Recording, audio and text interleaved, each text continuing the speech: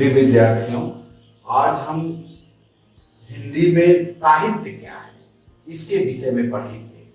साहित्य साहित्य का तात्पर्य है सह और सा। सह का तात्पर्य होता है जो पुल्लिंग के लिए संस्कृत में वह के संदर्भ में स्थित होता है, और सा जो स्त्रीलिंग के लिए वह के संदर्भ में होता है। अर्थात स्त्री और पुरुष जिनसे मिलकर के हमारा समाज बना है, उस समाज के हित के बारे में जब हम विचार करते हैं, उस समाज के हित के लिए जो हम कार्य करते हैं, जो लेखन करते हैं, उसे साहित्य कहा जाता है, जो अंग्रेजी के लिटरेचर शब्द से जाना जाता है। अर्थात साहित्य का सीधा सा अर्थ है कि जिसके माध्यम से हम अपनी भाषा को कला के रूप को दे पाए, भाषा का कलात्मक प्रयोग कर पाए, वह क्या होता है? साहित्य होता है।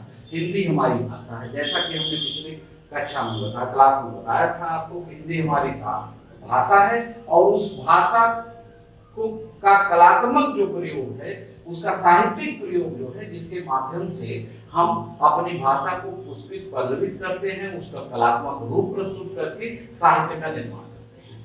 तो यह साहित्य, जैसे आचार्य रामचंद्र शुक्ल जी ने बताया है कि साहित्य समाज का दर्पण है।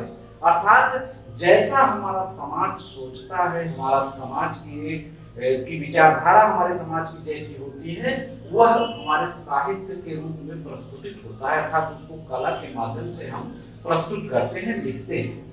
ठीक है, तो इस प्रकार यह साहित्य। अब इस साहित्य को, हिंदी का जो साहित्य है, इसके रूप क्या है? तो इसके तीन रूप हैं। पहला है काव्य, इसको तीन रूप में हम प्रस्तुत कर सकते हैं। दूसरा है गद्य, और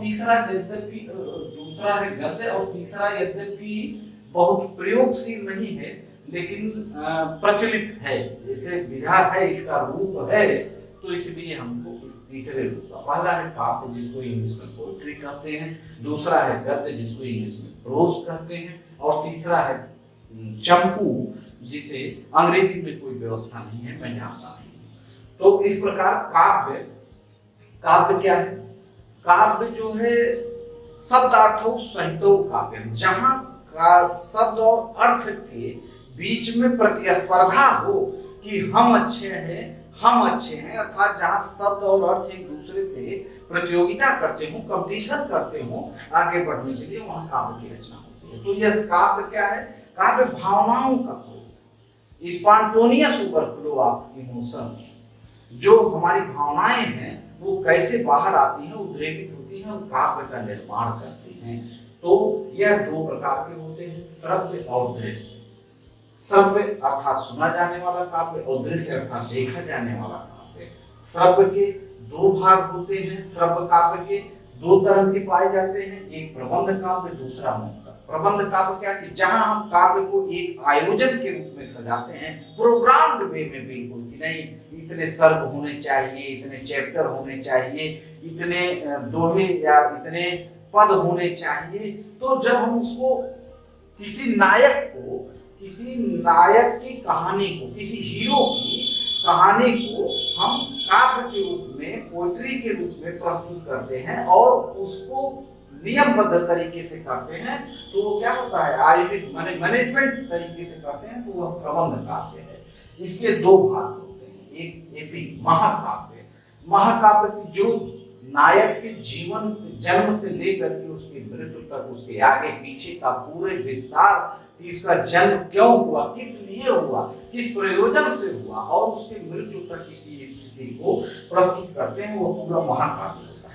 किसी नायक के एक खंड विशेष जीवन के एक, या बिल्कुल उसी तरह है जैसे उपन्यास और कहानी है, तो खंड उसके किसी नायक के जीवन के एक हिस्से का वर्णन किया जाए, तो वह खंड काव्य होता है। जैसे रामायण है, हिंदी में देखें तो रामचरितमानस है, ये महाकाव्य है। राम के शुरू से लेकर के पूरे जीवन की यात्रा। खंड काव्य क्या, जैसे कर्ण को लेकर के दिनकर जी ने लिखा रसविरथी, तो वह उसके जीवन की एक खंड का भाग है, तो इसलिए वह खंड काव्य है।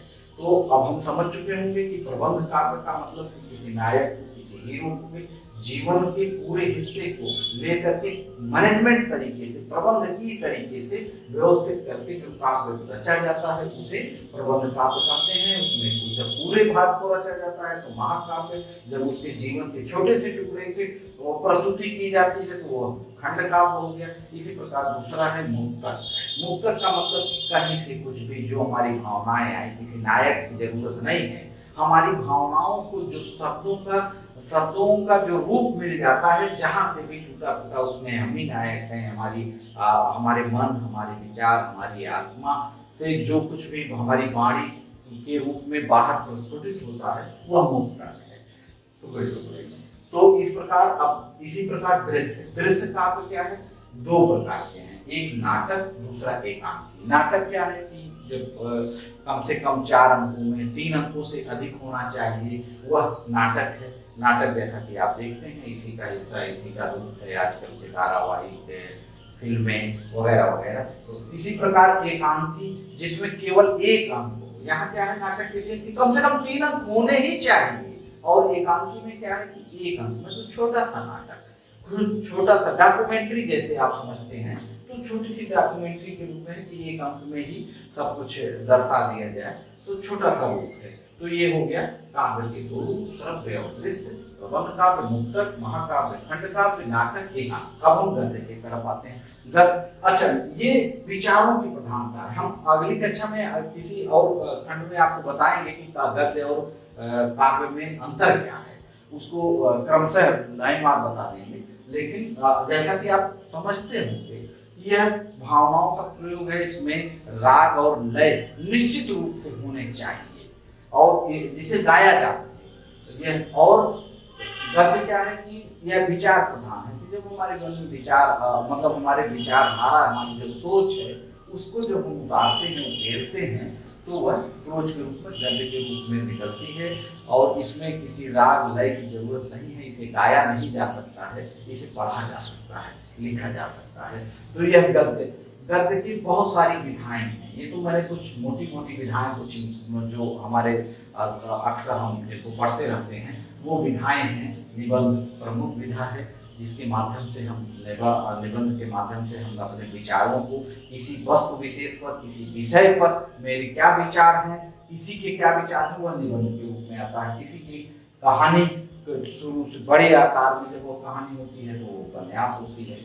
कहानी आप जान ही रहे हैं। अपने बारे में जब कुछ आप लिखते हैं तो वह आत्मकथा है। संस्मरण, जब किसी दूसरे के बारे में या किसी घटना के बारे में आप याद करके लिखते हैं तो वह संस्मरण है। जब किसी के जीवन के बारे में लिखते हैं, किसी की जीवन गाथा लिखते हैं, वह जीवनी है। डायरी, जैसा कि आप रोज छोटी छोटी चीजें नोट करते चलते हैं। रिपोर्ट, किसी घटनाक्रम पे, किसी बड़ी घटना या किसी आकस्मिक घटना, प्राकृतिक घटना के पे लिखते हैं तो वह रिपोर्टाज है। व्यंग है कि जब हम कोई कमेंट करते हैं किसी के बारे में, उसको साहित्यिक बनाने के लिए, तो यह व्यंग के रूप में प्रस्तुत होता है। और चंपू, जैसा कि मैंने बताया कि संस्कृत में भी आ गई थी चंपू की विधा, कि इसमें गद्य और काव्य दोनों का मिला जुला रूप होता है। यह चंपू साहित्य है। इस प्रकार हमने देखा कि साहित्य की विभिन्न विधाओं के माध्यम से, इन तमाम विधाओं का उपयोग करके हम कैसे अपने साहित्य को समृद्ध पाते हैं, करते हैं और अध्ययन करते हैं, उसको पढ़ते हैं, उसका आनंद उठाते हैं।